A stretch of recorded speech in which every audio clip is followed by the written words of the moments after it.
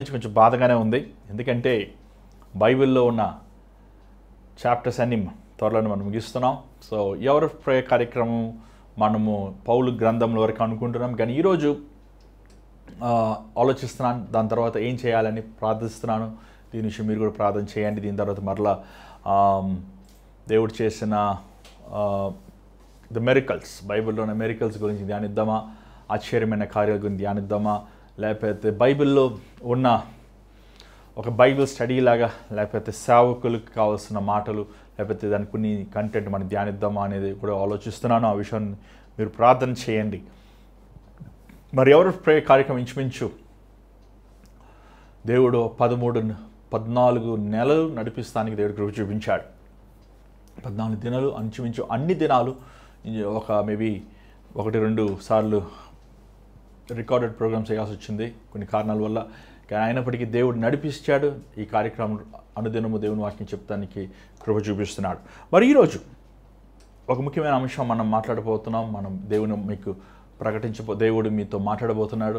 So మీ హృదయాలు శుద్ధంగా ఉంచుకోండి. మొదటగా మీ బైబిల్ పక్కన తెచ్చుకోండి. నాకు తెలుసు మీరు ఫోన్లో చూస్తున్నారు, టీవీలో చూస్తున్నారు, అయినప్పటికీ మీ బైబిల్ పక్కన పెట్టుకోండి. పోయిన ఆదివారం కొంతమంది ముట్టుకున్నారు, మరలా బైబిల్ ముట్టలేదు. అది మంచి పద్ధతి కాదు. దయచేసి మీ బైబిల్ మీరు అనుదినం చదువుతాం అభ్యాసం చేసుకోండి. మరి ఈరోజు దేవుని వాక్యం వెళ్ళకముందు ఒక చిన్న ప్రార్థన. దయచేసి తలలో ఉంచండి, కళ్ళు మూసుకోండి. పరిశుద్ధమైన తండ్రి, దయగల ప్రభువా, మరొకసారి నీ పాసనిలోకి వస్తున్నానైనా. నీ వాక్యాన్ని మేము ధ్యానించుచుండగా ప్రభువా, మాకు కావాల్సిన మాటలు మాకు దయచేయి. ఈ సమయం సమస్తం నీ ఆధీనం ఉంచుకోనైనా నువ్వు మహిమపరచబడు. ఏ ఉద్దేశముతో ఈ కార్యక్రమంలో అనుదినం కొనసాగిస్తున్న ఉద్దేశాలను నెరవేర్చు. నీ చిత్తము లేకుండానైనా మా జీవితంలో ఏది జరుగుదనైనా సమస్తం నీ చిత్తము, నీ ఉద్దేశములు, నీ తలంపులు, నీ ఆలోచనలు నేను నీ హృదయవాంశలు మేము నెరవేర్చే వరకు ఉండటానికి సహాయం చేయి ప్రభా. నన్ను నిసులు చాటు మరుగుపరచు. నువ్వు నీ బిడ్డలకి నేను వారితో నువ్వు నేరుగా సంభాషించమని యేసునామములో అడుగుచున్నాం తండ్రి, ఆమేన్. మరి ఈరోజు హెబ్రీయులకు రాసిన పత్రిక 5వ అధ్యాయము 11వ వచనం నుంచి చూద్దాం. మనము 10వ వచనం వరకు ధ్యానించాము. మరి ఈరోజు 11వ వచనం నుంచి చదువుదాం. దయచేసి మీ బైబిల్ చూడండి. ఇందును గూర్చి మేము చెప్పవలసినవి అనేక సంగతులున్నవి కానీ మీరు వినుటకు మందులైనందున వాటిని విషాదపరచుట కష్టము. ఇక్కడ చూసినట్లయితే ఎక్కడ 10వ వచనం మనం చూసినట్లయితే ఒకసారి 10వ వచనం చదివితే మీకు అర్థమవుతుంది. ఒకసారి చదవండి. మెల్కీసెదెకు యొక్క క్రమములో చేరిన ప్రధాన యాజకుడని దేవుని చేత పిలువబడి తనకు విధేయులైన వారందరికీ నిత్య రక్షణకు కారకుడాయను. ఇక్కడ మనం చూసినట్లయితే 4వ అధ్యాయం 14వ వచనం నుంచి 5వ అధ్యాయం 10వ వచనం వరకు యేసు ప్రభు ప్రధాన యాజకుడి గురించి హెబ్రీయులకు రాసిన కీర్తనదారుడు, హెబ్రీయులకు రాసిన పత్రిక రాసిన ఆథర్, గ్రంథకర్త ఏమని సెలవిస్తున్నాడంటే, యేసు ప్రభు మెల్కీసెదెకు దానికి సంబంధమైన అంశాలు మాట్లాడుతూ సడన్గా 11వ వచనం ఆపేసి ఏమంటున్నాడంటే, మీరు వినుటకు ఇష్టపడతలేదు, మీరు వినటానికి మీరు ఆశను వాంఛను చూపిస్తలేదు. చూడండి, ఈరోజు చాలామంది మనం మందిరానికి వెళ్తాం, చర్చికి వెళ్తాం, దేవుని వాక్యాన్ని చదువుతాం, దేవుని మందిరంలో పాటలు పాడతాం, అన్ని పనులు చేస్తుంటాం. కానీ మనము చాలాసార్లు ఏం చేస్తామంటే దేవుని వాక్యాన్ని వినమండి. సాతాను గాడు ఎంత తెలివైన వాడైతే వాడు వాక్యం సమయంలో చాలామంది నిద్రపోతాను గమనించాం. వాక్యం సమయంలో సెల్ ఫోన్ కలుగుతాం. వాక్యం సమయంలో వారి దృష్టిని, వారి కాన్సన్ట్రేషన్ని ఎట్లయినా మళ్లించాలని అపవాది ప్రయత్నిస్తుంటాడు. ఎందుకంటే దేవుని వాక్యము ఒట్టిగా నా వాక్యం వెళ్ళి అది ఒట్టిగా తిరుగురాదన్నాడు. దేవుని వాక్యము క్రియేట్ చేసేది, మన హృదయముల్లో క్రియేట్ చేసేది. అంత మాత్రమే కాదు, అది మనల్ని ఆత్మీయంగా ఎదుగుతానికి సహాయం చేసేది. ఈరోజు మనం గమనించేది ఏంటంటే, ఇక్కడ చూసినట్లయితే ఈ మెల్కీసెదెకు తర్వాత దేవుని వాక్యం వినలేని, గ్రహించుకోలేని, అర్థం చేసుకోలేని చాలామంది మొండి స్థితిలో ఉంటాం మనం చూస్తున్నాం. దేవుని వాక్యము వాస్తవం చెప్పాలంటే ఏ మానవుడు కూడా తన సొంత శక్తితో, తన సొంత జ్ఞానముతో, తన సొంత తెలివితో వాక్యాన్ని బోధించలేడండి. నువ్వు ఒక థియాలజికల్ డిగ్రీ సంపాదించిన మాత్రాన, లేకపోతే ఒక గురు కింద నువ్వు నేర్చుకున్న మాత్రాన దేవుని వాక్యాన్ని చెప్తానంటాం మాత్రం వెరితనం. దేవుని వాక్యము దేవుడే స్వయంగా మాట్లాడతాడు తన సేవకుడి ద్వారా. దేవుని వాక్యము ఒక నోట్స్లో ఒక బుక్స్లో మనం సెట్ చేసుకోవచ్చు, కానీ అది ఆ సమయానికి ఏ మాటలో మాట్లాడాలనేది ఆయన గ్రహింపిస్తాడు. కానీ ఇక్కడున్న ఈ ప్రజలు ఎవరు? ఈ ప్రజలు వీరు మొదటగా యూదులుగా ఉన్నవారు, దాని తర్వాత క్రైస్తవులుగా మారారు. ఈ ప్రజలు దేవుని వాక్యాన్ని అర్థం చేసుకోలేకపోతున్నారు. వారికి ఏది బోధించబడినా, అది అపోలో అవనవ్వండి, పౌలు అవనవ్వండి, లేకపోతే ఇంకో ప్రిస్కిల్లా అఖిల అవనవ్వండి, ఎవరైనా సరే వారు ఏది బోధించినా ఆ బోధని వారు మోషే ధర్మశాస్త్రంతో పోలుస్తున్నారు. మోషే ధర్మశాస్త్రముని ఆచరించాలి, మోషే ధర్మశాస్త్రము కంటిన్యూషనే క్రైస్తత్వము అనే భావములో చాలామంది ఉన్నారు. ఈరోజు కూడా వాక్యాన్ని బోధించమంటే చాలామంది ఇశ్రాయేలీలు ఆచారాలు పద్ధతులు బోధిస్తారు. ఓకే, మనం బోధించవచ్చు కానీ 1-2 పాయింట్స్ చెప్పచ్చు, కానీ అదే మెయిన్గా మనం చెప్పకూడదు. ఈరోజు చాలామంది ఫర్ ఎగ్జాంపుల్ విశ్రాంతి దినము శనివారం, ఏమంటే మీరు ఎందుకు విశ్రాంతి దినం ఆచరించరు అని చాలామంది ఖచ్చితంగా గొడవ పెట్టుకుంటుంటారు. చూడండి, మనం యూదులం కాదు, మనం క్రైస్తులమే. యేసు ప్రభు ఆదివారంలో పునరుద్ధానం, బైబిల్లో ఉందన్నమాట. ఏమంటే ఆదివారం పునరుద్ధానమైన దినముని మనం సమాజం కూడా ఆరాధిస్తామనేది పాత మన ఆది సంఘములో అది ఒక ఆచారంగా వాడు వెంబడించారు. సో ఆదివారమును మనం వెంబడిస్తాం. నీకు ఆదివారం ఇబ్బందిగా ఉంటే శనివారం వెంబడించుకో. అంతే మాత్రాన నువ్వు ఆదివారం వెంబడిస్తే నరకానికి వెళ్ళిపోతావు, శనివారం వెంబడిస్తే నువ్వు పరలోకానికి వెళ్తావు అనేది వెరితనం. నువ్వు వారానికి 7 రోజులు ఆరాధించుకో, ఎవడొద్దన్నాడు? అనేకసార్లు గల్ఫ్ దేశాలు వెళ్ళినప్పుడు వారు శుక్రవారం ఆరాధించుకుంటారు, ఎందుకంటే శుక్రవారం మాకు లీవ్ అని, ఆదివారం వారి వర్కింగ్ డే. సో ఆ రోజున దేవుడు బైబిల్లో అనుమతించారు కాబట్టి మరలాగా మనకి ఈరోజు ఉన్న చట్ట ప్రకారము మనకి అనుకూలంగా ఉంది కాబట్టి మనం ఆరాధించుకుంటున్నాం. సో ఈరోజు యూదులు ఈరోజు యూదులు కాదు, ఈరోజు ఇలా వాగ్వాదం చేసేవారు, ఆ రోజు యూదులు ఇద్దరు ఒకటే. వారు ఆచారాన్ని పాటించేవారు కానీ హృదయ సంబంధమైన వాటి మీద వారు దృష్టిని ఉంచలేని వారిగా ఉంటున్నారు.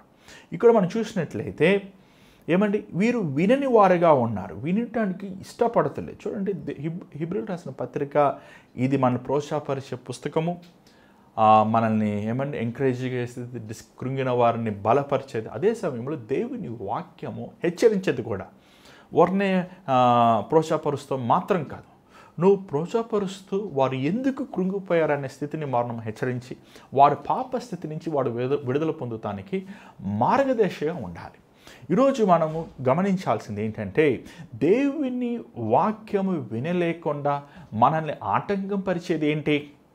మనం పాటలు పాడుతున్నాం, మనం చూడండి, ఈరోజు వాక్యం సారం ఎంత అయిపోయింది. నేను చిన్నప్పుడు మా నాన్నగారు వాక్యం చెప్తే 1.5 సేపు వాక్యం చెప్పిన రోజులు కూడా ఉన్నాయి, 2 గంటల వాక్యం చెప్పిన రోజులు. కానీ ఆ రోజు ఆ వాక్యం విన్నాక ఆ వారం అంతా మరలా పాపంలో వెళ్లకుండా ఇంకా దేవుని కోసం ఖచ్చితంగా ఉండే ఒక జీవితము, ఒక 100% క్రీస్తు కోసం బ్రతికతానికి ఆస్కారమైంది. కానీ ఈరోజు వాక్యము లేదు. ఈరోజు వాక్యాలన్నీ 20 నిమిషాలు, లేకపోతే 10 నిమిషాలు, లేకపోతే 1 నిమిషం, లేకపోతే 30 సెకండ్లు, ఇంకా 1 సెకండ్లో అయిపోద్దేమో వాక్యాలని. ఏమంటే మనుషులకు వాక్యం వినటానికి ఇష్టం లేదు. వినటం వలన విశ్వాసం కలిగిన బైబిల్ అనేది మీకు ఇంత చెప్పాను. ఏమంటే బైబిల్ చదువుతో మాత్రం సరిపోదు, బైబిల్ వినాలి. ఏమంటే బియ్యం ఉంది, ఆ బియ్యంని మనం పచ్చి బియ్యం తినగలమా? తినలేము. కానీ అది ఉడికిపెట్టినప్పుడు అది మనకి మేలుకరంగా ఉంటుంది. అలాగే దేవుని వాక్యము కూడా అది మనము బోధకుడు దాన్ని కన్నీటి ప్రార్థనలో దాన్ని దేవుని సన్నిధి కనిపెట్టి ఆ వాక్యాన్ని మనకి వివరించినప్పుడు మనలో విశ్వాసము కలుగుతుంది. కానీ ఈరోజు చాలామంది సంగతి ఏంటంటే, వారు 20 సంవత్సరాల క్రైస్తవులు, 10 సంవత్సరాల క్రైస్తవులు చిన్నప్పటి నుంచి దేవుని వెంబడిస్తారు. నోరు తెరిస్తే నేను ఆ సంఘానికి వెళ్తాను, ఈ సంఘానికి వెళ్తాను. ఒక ఆయన అన్నాడు, నేను 200 సంవత్సరాల సంఘానికి వెళ్తానండి, మీకు తెలుసా నా గురించి ఎంత గొప్పవాడని అని చెప్పుకుంటున్నాడు. కానీ తన జీవితంలో చూసినప్పుడు చెడు వ్యసనాలకు బానిసేవాడు. ఈరోజు అలాగే చాలామంది ఉన్నారు. సంఘాన్ని చూసి వెర్రవీగుతుంటారు, సేవకులను చూసి వెర్రవీగుతుంటారు, లేకపోతే వారు పెంచబడిన ఆ పద్ధతుల్ని ఆచారాలను చూసి ఎంత గర్వపడతారు. కానీ వారు దేవుని ఎదుట పిల్లల వలె ఉన్నారు. చూడండి, పిల్లలు వినిపించుకోరు, అందుకే వాళ్ళని పిల్లలు అంటారు. అల్లరి ఎప్పుడు ఆడుకుంటూనే ఉంటారు, వారు వినిపించుకోరు. ఏమండి వారి మైండ్ అంతా ఇప్పుడు తిండి మీద, నిద్ర మీద, ఆట మీద ఉంటుంది. చిన్నపిల్లలు అలాగే ఉంటారు. కానీ 20 సంవత్సరాలు వచ్చినవాడు, 30 సంవత్సరాలు వచ్చినవాడు అలాగే ఉంటే ఎలా కుదురుతుంది? కుదరదు కదా. తనలో బాధ్యత రావాలి కదా, తనలో ఒక గురి కలిగి ఉండాలి కదా. అందుకే ఈరోజు చాలామంది మన యవనస్తులు చూడండి, ఉద్యోగం లేక ఇబ్బందులు పడుతుంటారు. ఎందుకంటే వారు చిన్న వయసు అలా కాలక్షేపం చేస్తారు. వయసు వచ్చాక కూడా ఇంకా అలాగనే వారి జీవితాన్ని కొనసాగిస్తానికి వారు కష్టపడిన వారుగా ఉంటారు. పిల్లలు కష్టపడలేరు ఖచ్చితంగా, ఎందుకు వాళ్ళ పిల్లలు అంటాం. ఈరోజు మనం ప్రార్థన చేయలేం. ప్రార్థన పని అది కష్టమే. దేవుని వాక్యం చదువుతాం కష్టమే. దేవుని కోసం పరిశుద్ధంగా బ్రతుకుతాం కష్టమే. దేవుని కోసం నీతి నిజాయితీగా జీవిస్తాం కష్టమే. అది సులువు కాదు. ఎవరన్నారు సులువు అని? యేసుని వెంబడిస్తాం ఇరుకైన మార్గం అన్నాడు ప్రభువే అన్నాడు. ఇది కొందరే ప్రవేశిస్తారు. ఈరోజు మనం 12వ వచనం చూసినట్లయితే ఇక్కడ ఈ హెబ్రీ రాసిన పత్రికలో మనం చూస్తున్న కొన్ని మాటలు, ముఖ్యమైన మాటలు మీరు కూడా చూడండి. 5వ అధ్యాయం చదవండి ఒకసారి. కాలమును బట్టి చూచితే మీరు బోధకులుగా ఉండవలసిన వారై ఉండగా దేవోక్తులలో మొదటి మూల పాఠములను ఒకడు మీకు మరలా బోధింపవలసి వచ్చెను. మీరు పాలు త్రాగవలసిన వారే గాని బలమైన ఆహారము తినగలవారు కారు. ఏమండి ఇక్కడ మనం చూసినట్లయితే వీరు మూలపాఠం, ఎలిమెంటరీ, ఎల్కేజీ, యూకేజీ, ప్రీకేజీ బోధకులుగా ఉండాల్సిన వారు. బోధకులు అంటే మీ కాలేజీలో ప్రొఫెసర్ ఏం చదువుంటారు? పిహెచ్డీ చేస్తుంటాడు. ఏమండి ఈరోజు పిహెచ్డీ చేయాల్సిన వారు ఏం చేస్తున్నారు తెలుసా? పిల్లలు వాళ్ళే ఎల్కేజీ, యూకేజీ చదువుతున్నారు. అంటే ఏంటి, ఆయన ఏం చెప్తున్నాడు ఇక్కడ చూడండి. మీరు పాలు తాగేవారుగా ఉన్నారు. మంచి సాలిడ్ ఫుడ్ ఏమన్నా తెలుగులో బలమైన ఆహారము తినేవారుగా లేరు, పాలు తాగేవారుగా ఉన్నారు. ఇక్కడ చూసినట్లయితే మీరు ఎంతోమంది పాలు తాగేవారుగా ఉన్నారు. పాలు, పసిపిల్లలు పాలు లేకపోతే ఏడుస్తారు. అదే 18 సంవత్సరాలు, 20 సంవత్సరాలు, 22 సంవత్సరాలు వచ్చిన యవనస్తులు ఇంకా పాలు కావాలి, అన్నం వద్దు అంటే అద్దబద్దం ఉందా? ఈరోజు క్రీస్తుతో పాటు ఇన్ని సంవత్సరాలు మీరు నడుస్తూ మీరు ఇంకా పాలు తాగే క్రైస్తవులే ఉన్నారే. పాలు తాగే క్రైస్తవుల సూచనలు ఏంటి చూద్దాం. చూడండి, ఎఫెసీ గ్రంథం 4వ అధ్యాయం 14 నుంచి 16 చూద్దాం. మీ బైబిల్ తిప్పండి. ఎఫెసీ గ్రంథం 4వ అధ్యాయం 14 నుంచి 16. అందువలన మనం ఇక మీదట పసిపిల్లలమై ఉండి మనుష్యుల మాయోపాయముల చేత వంచనతోను తప్పు మార్గమునకు కుయుక్తితోను గాలికి కొట్టుకొని పోవునట్లు కల్పింపబడిన ప్రతి ఉపదేశమునకు ఇటు అటు కొట్టుకొని పోవచ్చు అలల చేత ఎగరగొట్టబడిన వారమైనట్టుండగా ప్రేమ కలిగి సత్యము చెప్పుచు క్రీస్తు వలె ఉండుటకు మనం అన్ని విషయంలో ఎరుగుదుము. ఈ పాలు తాగే క్రైస్తవుల పిల్లల వల్ల ఏంటంటే స్థిరత్వం లేదు. గాలి సిద్ధాంతాలు, గాలి ఉన్నట్టు వేస్తున్నారు అట్లాగా వీళ్ళు సిద్ధాంతాలు అలాగ ఉంటాయి. వీరు వాక్యాన్ని పట్టుకోరు, బైబిల్ని పట్టుకోరు, ఆచారాల మీద మనసు ఉంచుతారు, సిద్ధాంతాల మీద మనసు ఉంచుతారు. వీరు ఆత్మీయ పసిపిల్లలు. వీరు క్రీస్తు నమ్ముకున్నప్పటికీ, వీరు రక్షించబడినప్పటికీ, ప్రభువుతో నడుచున్నప్పటికీ వీరు ఎదగని వారు. వీరు గాలి మీద ఉంటారు. ఇంకా కొంతమంది పిల్లలు చూడండి, పిల్లలు పడుకుని ఉంటారు, నిద్రపోతుంటారు. ఎక్కువ పిల్లలు ఏమండి, చాలామంది పిల్లలు, నాకు 3 పిల్లలు, వారు ఎక్కువసేపు పడుకుంటారు. 18 గంటలు పడుకునే రోజులు కూడా ఉన్నాయి. కానీ పిల్లలు పడుకోవాలి మంచిది. కానీ అదే 18 గంటలు పెద్దోళ్ళు పడుకుంటే అంతం ఉంటుందా? ఏమండి, ఇంట్లో బాధ్యతలు ఉంటాయి కదా, సంపాదించాలి కదా, ఏమంటే చదువుకోవాలి కదా, ఉద్యోగానికి వెళ్ళాలి కదా. అలాగే పడుకుంటాం అనేది ఈరోజు ఆత్మీయ నిద్ర. దేవుని వాక్యం చదువుకోరు, ప్రార్థన చేసుకోరు, పాపం నిమిత్తము దానిని అంగీకరిస్తారు, దేవునికి విధేయతైన కార్యాలని ప్రేమిస్తారు, లోక కార్యాల మీద ఆశించుతారు. వారు మందమగా ఉంటారు. దేవుడు వస్తున్న రాకడ సూచనలు వారు గుర్తు చేసుకోరు. వారు మనసంతా పిల్లల వలె పడుకుని ఉంటారు, పాప కార్యములు నిద్రపోతుంటారు. అలాగే పిల్లలు చేసే దాంట్లో ఏంటి తెలుసా అంటే, మనం చూసేది పిల్లలు చిన్న చిన్న వాటి మీద కొట్టుకుంటుంటారు. చూసారు ఎప్పుడన్నా? పెన్సిల్ కావాలి, రబ్బర్ కావాలి కొట్టుకుంటారు. ఈరోజు క్రైస్తవులు అదేలా కొట్టుకుంటున్నారు. పసిపిల్లల వలె డబ్బుల కోసం, ఆస్తుల కోసం, సంఘముల పెత్తనముల కోసం, లేకపోతే నేను చెప్పింది కరెక్ట్, నువ్వు చెప్పింది తప్పు అని ఈ గొడవలు, ఈ కొట్లాట్లు మనం చూస్తున్నాం. అంటే వీళ్ళు ఎదిగే స్థితి లేదు. ఎదుటి వ్యక్తిని గౌరవిస్తాము కానీ ఎదుటి వ్యక్తిని అర్థం చేసుకునే ఎదుటి వ్యక్తిలో ఉన్న ఏమంటే లోపాలు ఎత్తి చూపిస్తామేమో కానీ ఎదుటి వ్యక్తిని ప్రేమించే అంత ఉన్నత స్థితిలో లేని వారు ఉన్నారు. ఏమండి చాలాసార్లు పిల్లలు మీరు గమనించారా? ఏమంటే మనం కొన్నిసార్లు వాళ్ళకి ఇవ్వకుండా తింటుంటే నువ్వు ఎందుకు తింటున్నావు అంటాడు. అంటే ఏంటి పోల్చుకుంటాడు. నువ్వు తింటున్నావు నాకు ఇవ్వలేదే అంటాడు. ఈరోజు అలాగా పోల్చుకునే స్వభావం మనలో చూస్తాం. యేసుతో నడిచినప్పటికీ యేసుతో ఉంటున్నప్పటికీ మనం ఇంకా పాలు తాగే పిల్లల వలె ఉంటున్నాం. ఈ హెబ్రీ రాసిన పత్రిక గ్రంథకర్త దాని నిమిత్తము ఎంతో చింతిస్తున్నాడు, ఎంతో ఆయన నిరాశ పొందుతున్నట్లు మనం చూస్తున్నాం. అంత మాత్రం కాదు, 13వ వచనం చూడండి ఒకసారి. మరియు పాలు త్రాగు ప్రతి వాడును శిశువే గనుక నీతి వాక్య విషయములో అనుభవం లేని వాడే ఉన్నాడు. నీతి వాక్యం విషయములో అనుభవం లేనివాడే ఉన్నాడు. పాలు తాగే పిల్లలకి నీతి వాక్యం విషయంలో అనుభవం ఉండదు. నీతి వాక్యం ఏంటి చూడండి. రోమిలు రాసిన పత్రిక 1వ అధ్యాయము 7వ వచనం మనం చూద్దాం. ఒకసారి మీ బైబిల్ తిప్పండి. రోమిలు రాసిన పత్రిక 1వ అధ్యాయము 7వ వచనం.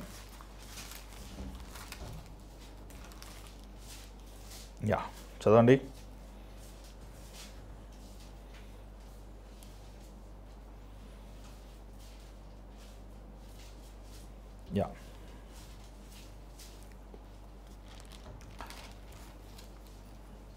రోమిలు రాసిన పత్రిక 1వ అధ్యాయం 7వ వచనం.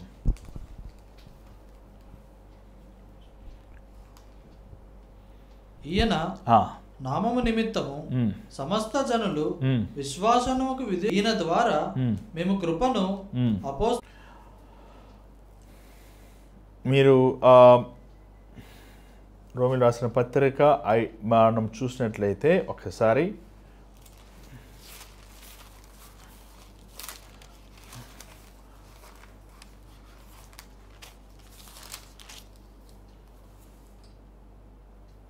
క్షమించండి, రోమిలు రాసిన పత్రిక 1వ అధ్యాయం 17వ వచనం.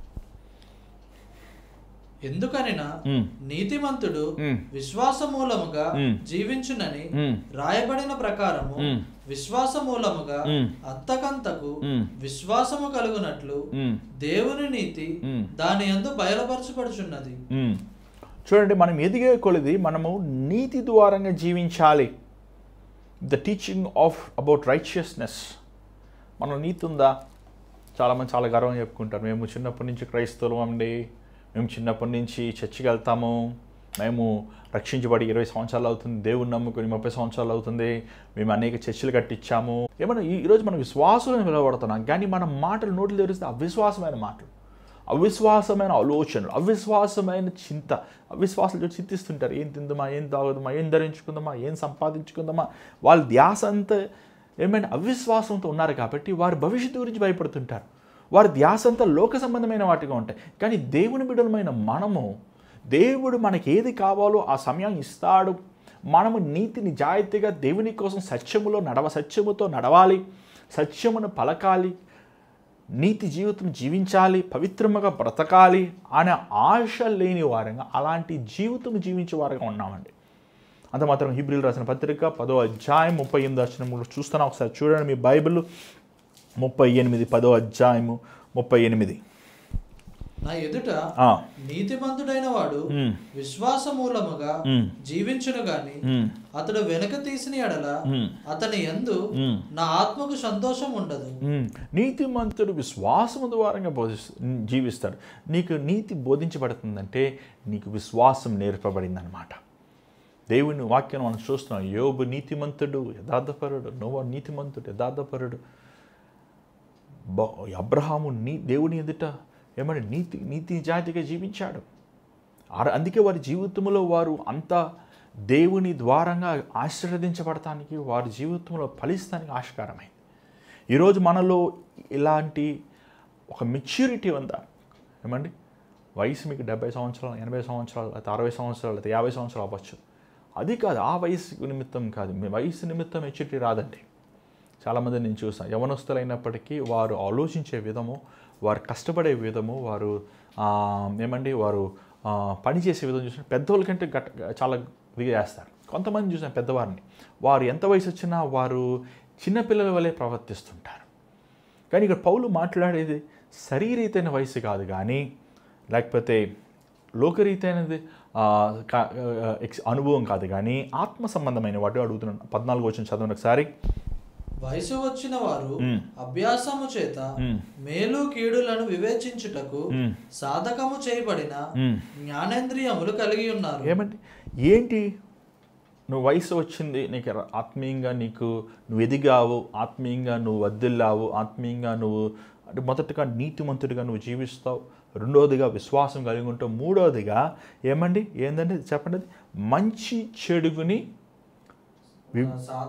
సాధనము చేయబడి to differentiate which is good and which is bad. ఈరోజు ఒక ఎదుటి వ్యక్తి మాట్లాడేది మంచిది చెడుగా, ఈ కార్యము నాకు మంచి చెడు చేసి అని వివేచన జ్ఞానం లేదండి. ఆ రోజు అవ్వకి ఆ జ్ఞానం లేదు. ఈ ఫలము తిన్న రోజున నువ్వు దేవుడు వల్ల అయిపోతామని తినేసింది. అరే వీడు చెప్పేది, సాతాను చెప్పేది ఇది మేలా, ఇది దీవెనకరమా, ఇది శాపకరమా అని ఆలోచించే గ్రహింపలేదు. పరిశుద్ధాత్ముడు మనకి ఇచ్చే ఒక కృపలు ఏంటంటే జ్ఞానం, ద స్పిరిట్ ఆఫ్ విజ్డమ్. మనకి జ్ఞానముని ఇచ్చినప్పుడు ద గిఫ్ట్ ఆఫ్ విజ్డమ్. జ్ఞానం అంటే to distinguish which is good and bad, మంచి ఏదు చెడుగేదు అని వివేచించే జ్ఞానం. అది పవిత్రమైనది, అది దేవుడు ఇచ్చేది. ఈరోజు చాలామంది అర్థం కావట్లేదు. అనవసరంగా పోయి అప్పుల్లో ఇరుక్కుపోతున్నారు, ఇక్కట్లో ఇరిగిపోతున్నారు, మనుషులు నమ్మి డబ్బులు ఇచ్చి మోసపోతున్నారు. పై అందచందాలు చూసి పెళ్ళిళ్ళు చేసుకొని ఆ కుటుంబాలని జీవితాలు నాశనం చేసుకుంటున్నారు. ఎదుటి వ్యక్తి మాట్లాడేవి అది దేవుడు గ్రహింపు లేని వారుగా, అంటే ఎదుటి వ్యక్తి మాట్లాడే మాటలు అవి మేలుకరమైనవి, క్షేమకరమైనవా లేకపోతే హానికరమైనవా అని గ్రహించలేని వారుగా మందుల వలె ప్రతీది నమ్ముతూ, ప్రతీది విశ్వసిస్తూ, ప్రతీది చూసిన వాటివన్నీ విశ్వాసం ఉన్నవాడు ఈ శరీర సంబంధమైన కళ్ళు ఏం చూస్తున్నాయో, ఈ శరీర సంబంధమైన చెవులు వింటున్నాయో దాన్ని చూసి మనం బ్రతకమండి.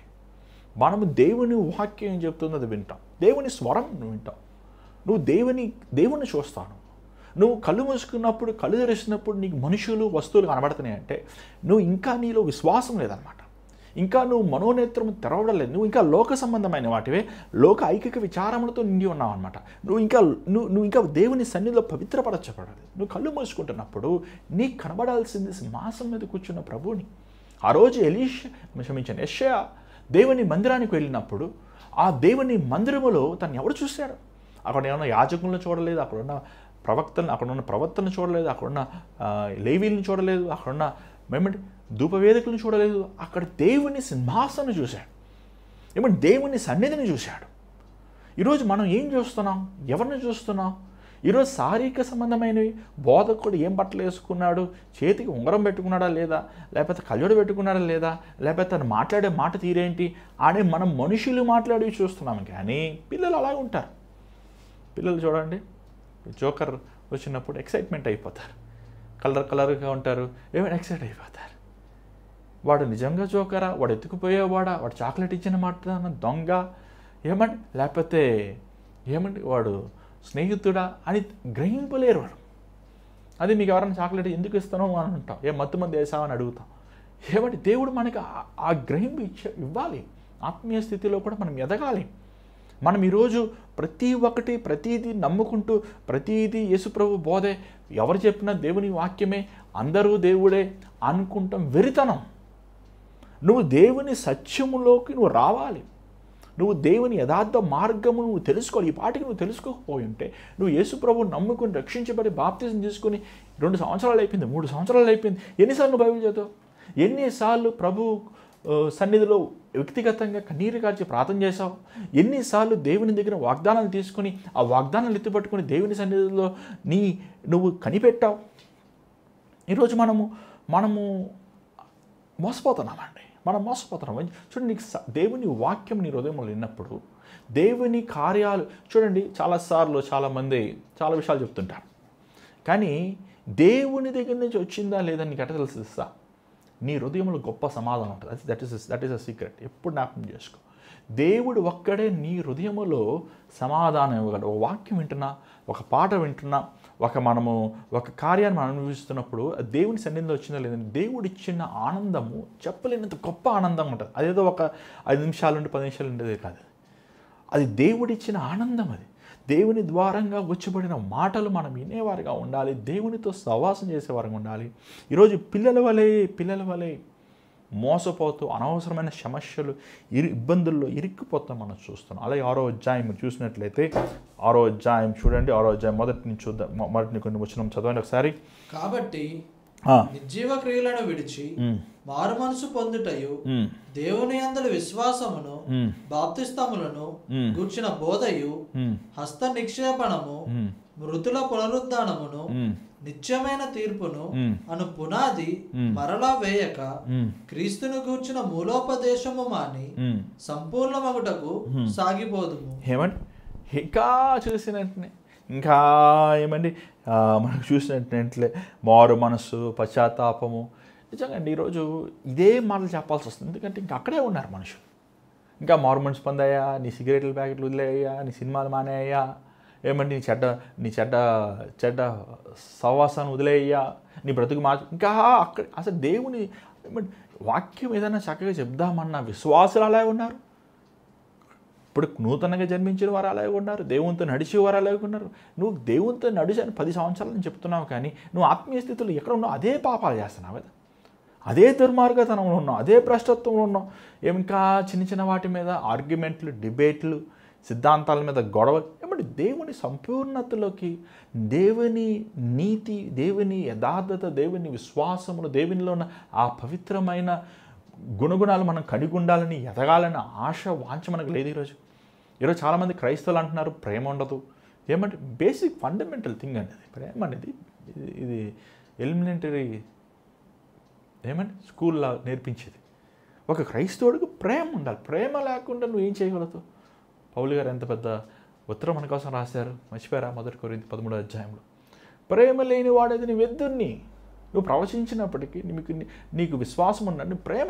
ఈరోజు క్రైస్తవులైన ప్రేమ లేదు. 20 సంవత్సరాలైనా ప్రేమ లేదు. నేను గొప్ప అని పక్కోడితో పోట్లాడతాం.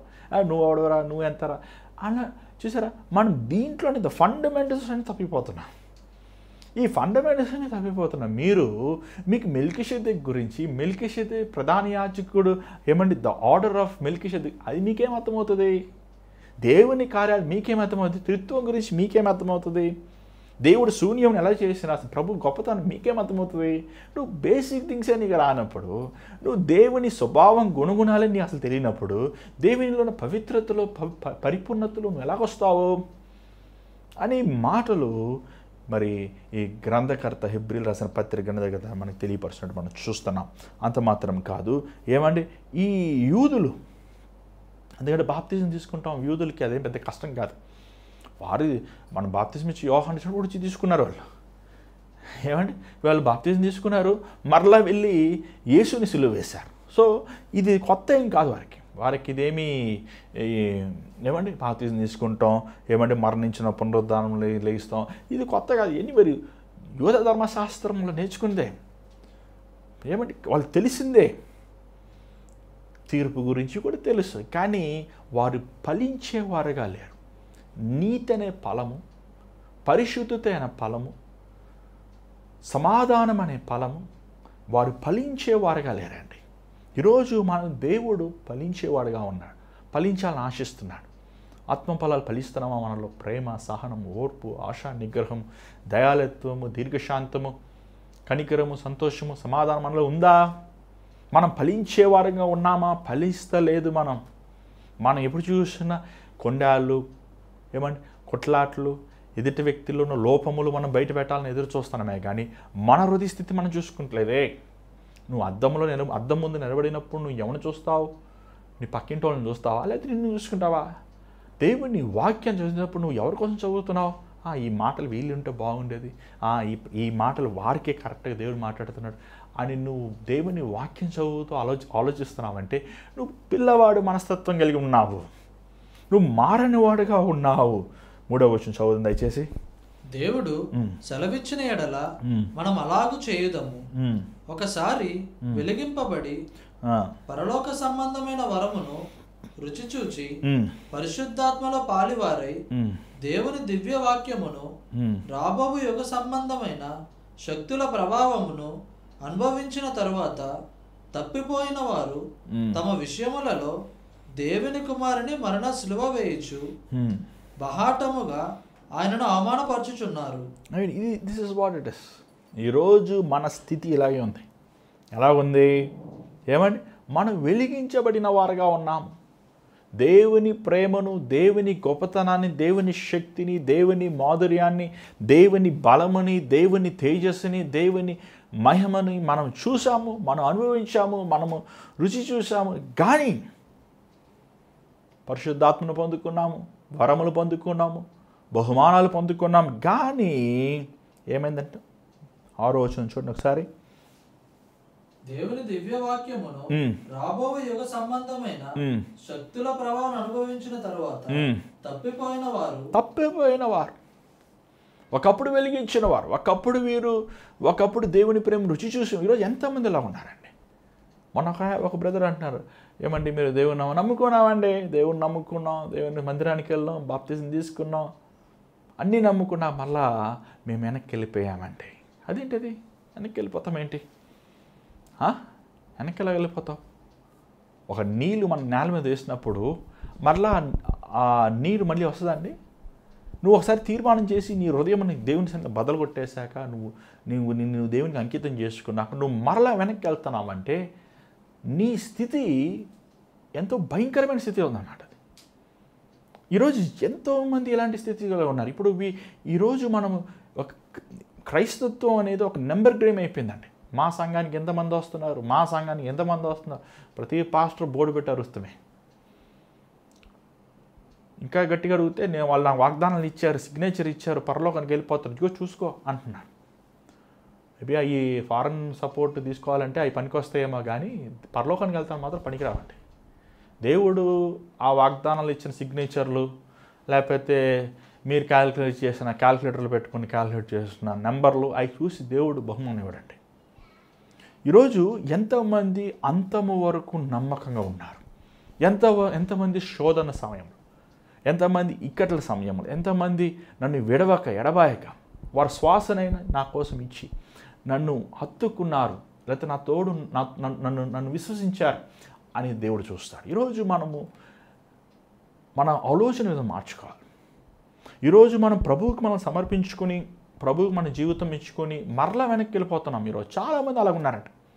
ఒక చిన్న తలంపుతో, ఒక చిన్న ఆలోచనతో, ఒక అశ్లీలమైన దృశ్యం చూస్తూ, లేకపోతే ఒక చెడు వ్యసనాలకి, లేకపోతే ఒక పాపానికి, లేకపోతే ఒక లైంగిక కార్యాలకి చోటిచ్చి దేవుడిచ్చిన పవిత్రతను పోగొట్టుకుంటారు.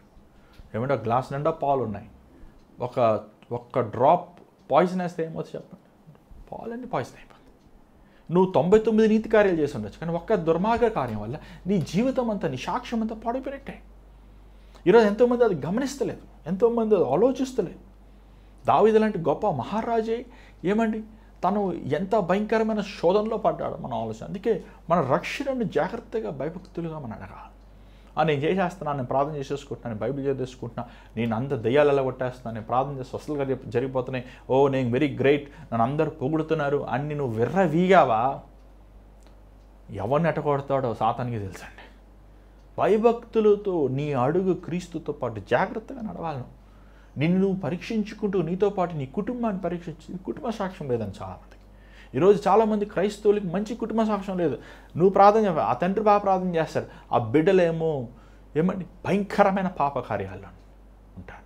చూడండి, నువ్వు అంత గొప్ప తండ్రివే, నిన్ను ప్రార్థించి నువ్వు దేవుడిచ్చిన దీవెనలతో, దేవుడిచ్చిన సొమ్ముతో నువ్వు బిడ్డలను పెంచావు. కానీ ఈరోజు సాతాను ఊపులో ఉన్నారు, నువ్వు సాక్ష్యం పాడైపోయినట్టే కదా. ఏం చేయమంటారు ఏంటి? ఉపవాసం ఉండి ప్రార్థన చేయి, దేవుని సన్నిధిలో కన్నీరు కాచు, నీ భాగస్వామి కోసం కన్నీరు. ఏం చేయమంటారండి, నాకేం తెలుసు అనద్దు. దేవుని దగ్గర పశ్చాత్తాపడు. నువ్వు ఇచ్చిన బిడ్డలు లేనప్పుడు దేవుడు బిడ్డలను ఇచ్చినప్పుడు ఆ బిడ్డలు నువ్వు దేవునికి ఇవ్వకుండా, దేవునికి ఇస్తానని చెప్పావు, దేవునికి ఇవ్వకుండా వాళ్ళు ఉద్యోగాలు పంపించి, లోకాన్ని పంపించి, చదువులు పంపించి, చెడు వ్యసనాలకు బానిస్తాయి. నన్ను ఏం చేయమంటావంటే ఏంటి? నువ్వు చేసిన తప్పు ఒప్పుకో. ఈరోజు మనం గమనించుకోవాలండి, మనం వెలిగించబడి మరలా మనము ఏమని పడిపోతే, మరలా మనం పశ్చాత్తాపడితే ఏమవుతుంది చూడండి. అది యేసు ప్రభువుని సులువు వేసినట్లు మరలా సులువు వేసినట్టు. యూదులు ఒకసారి సులువు వేశారు, కానీ ఈరోజు అనేక మంది మనము మరలా సులువు వేస్తున్నాం. మన ప్రవక్తన ద్వారా, మన వేష భాషణ ద్వారా, మన ఆలోచనల్లో మన క్రియలు ఈరోజు దేవుణ్ణి సులువ వేసే వాటిగా ఉన్నాయి. ఈరోజు మన జీవితం సరి చేసుకోవాలి ప్రియమైన దేవుని బిడ్డలారా. 7వ వచనం చదవండి ఒకసారి. ఎట్లనగా భూమి తన మీద తరచుగా కురియు వర్షమును త్రాగి ఎవరి కొరకు వ్యవసాయము చేయబడినో వారు అనుకూలమైన పైరులను ఫలించుచు దేవుని ఆశీర్వాదం పొందును. అయితే ముండ్ల తప్పలను గచ్చి తీగలను దాని మీద పెరిగిన ఎడల అది పనికి రానిదని విసర్జింపబడి శాపము పొందతగినదగును. తుదికది కాల్చివేయబడును. ఏమండి, ఇక్కడ మనం ఒక మంచి ఉపమానము హెబ్రీయులకు రాసిన గ్రంథకర్త చెప్తున్నాడు. ఏంటిది? యేసు ప్రభు చెప్పిన ఉపమానం. ఏమండి, నేల 4 స్థితుల నేల. ఆ విత్తనం పడినప్పుడు అది దారి మీద పడుతుంది, అది పక్షులు ఎతికిపోతుంది. ఇంకో విత్తనం పడినప్పుడు ఏమవుతుందంటే తనకు లోతు లేని వల్ల ఏమండి అది వారు మారు మనసు సరైనది కాదు కాబట్టి, వారు ఓన్లీ పై మార్పులు కాబట్టి వారు స్థిరత్వం లేని వాళ్ళకి పడిపోతారు. కొంతమంది లోతు ఉంటుంది కానీ లోకరీతైన ఐకిక విచారాలు, ముళ్ళు కంపలు కూడా ఆ చెట్టుతో ఎదుగుతాం. ఐకిక విచారాలు, ఏం తిందుమా, ఏం తాగుదుమా, ఏం సంపాదన అనే ఐకిక విచారాలతో నిండి ఉంది కాబట్టి హృదయం ఆ చెట్టు ఎదిగే కొలిది ఈ ముళ్ళు కంపలు కూడా ఎదిగి ఆ చెట్టుని చోక్ చేసి, లేకపోతే ఏమంటే శ్వాస లేకుండా ఆకుల్ని మొత్తంని ముళ్ళకంప చెట్టు చంపేస్తాం మనం చూస్తున్నాం. 4వ విధము ఏమంటే నేల మీద అది మంచి శ్రేష్టమైన నేల. ఆ నేల దున్నబడింది నేల. సో విత్తినప్పుడు అది 100 ఫలిస్తుంది. ఈరోజు ఇక్కడ ఈ గ్రంథకర్త ఏమంటున్నాడంటే 7వ అధ్యాయం చూసినట్టే మంచి నేల మీద నీరు పడినప్పుడు ఆడ వర్షము కుమ్మరించబడినప్పుడు అది ఫలించేదిగా ఉంటుంది. వర్షము దేవుని ఆశీర్వాదానికి సూచన, దేవుని దీవెనలకి సూచన, దేవుని కృపకు సూచన. దేవుడు సమానంగానే మన కృపను చూపిస్తున్నాడు. దేవుడు సమానంగానే ఏమండి భూమి అంతటి మీద నీళ్ళు, మంచివారి మీద చెడ్డవారి మీద దేవుడు వర్షాన్ని కుమ్మరిస్తున్నాడు.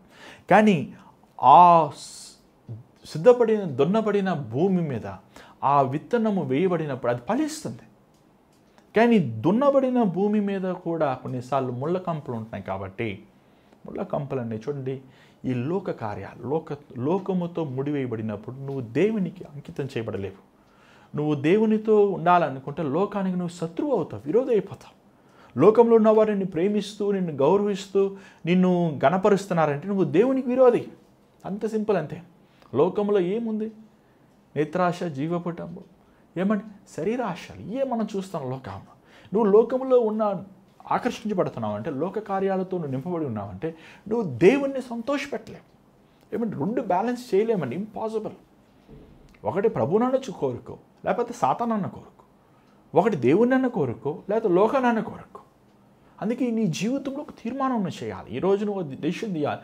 ఎంత కష్టం వచ్చినా, ఎన్ని ప్రయాసం పొందిన నా ప్రభువుని నేను బాధపెట్టాను. ఒక నీతిపరుడుగా, నిజాయితీపరుడుగా, చెడుగుని మంచిని విచేషణ జ్ఞానం కలిగి దేవుని ఆత్మతో నింపబడి ఆత్మ ఫలము నేను ఫలిస్తాను, దేవునిలో నేను ఎదుగుతాను, ఆత్మీయానుసారమైన ప్రభు కార్యాలందు నేను ఆసక్తిని చూపిస్తాను అని వాంఛ మనలో లేకపోతే మనము పిల్లలు పాలు తాగే పిల్లలు వంటి వారమే. ఈరోజు నీ జీవితం దేవునికి ఇవ్వండి ప్రియమైన దేవుని బిడ్డలారా. నువ్వు రక్షించబడ్డావు, మారు మనసు పొందావు, ఇంకా నీకు ABCDE చెప్తుంటే ఎట్లా? దేవుడు నిన్ను ఒక బోధకుడిగా చేయాలని ఆశ, దేవుడు నిన్ను ఒక కాపరిగా చేయాలని ఆశిస్తున్నాడు, దేవుడు నిన్ను ఒక సంఘానికి ఒక నాయకుడిగా చేయాలని ఆశిస్తున్నాడు, నిన్ను ఒక స్థిరపరిచేవాడుగా, అనేక లక్షల మందిని స్థిరపరిచేవాడుగా దేవుడిని చేయాలని ఆశిస్తున్నాడు. సో ఆయన చిత్తాన్ని నువ్వు సిద్ధపడాలంటే మొదట నువ్వు ఫలిస్తేనే కదా. మొదట నువ్వు అంచెలంచెలుగా ఆత్మీయ ఆహారం తింటూ నీతిపరుడుగా విచేషణ జ్ఞానం కలిగి నువ్వు ముందుకు వెళ్తానే కదా ఈరోజు నీ జీవితం దేవునికి ఇవ్వండి. దయచేసి ఉంచండి, ప్రార్థిద్దాం. పరిశుద్ధమైన తండ్రి, దయగల ప్రభా, మరొకసారి నీ పాసనలోకి వస్తున్నాం. ఈరోజు నీ వాక్యము నాయన వింటున్న నీ బిడ్డలను చూడు నాయన. అనేక సార్లు నేను మేము వెలిగించబడి నీ ఆత్మతో నింపబడి మేము మరలా వెళ్ళి పాప కార్యాలతో, దుర్మార్గమైన కార్యాలతో, సాతానుతో సహవాసం చేస్తామయ్యా. మరలా మేము పశ్చాత్తాపడి మరలా నిన్ను అయినా సిలువ వేసి నీ రక్తంని చిందించే వారుగా చేస్తున్నామయ్యా. అయ్యా మమ్మల్ని క్షమించిన ఆయన, మమ్మల్ని క్షమించు ప్రభు. అనేక సార్లు మా పశ్చాత్తాపం పై పశ్చాత్తాపంగా ఉందయ్యా.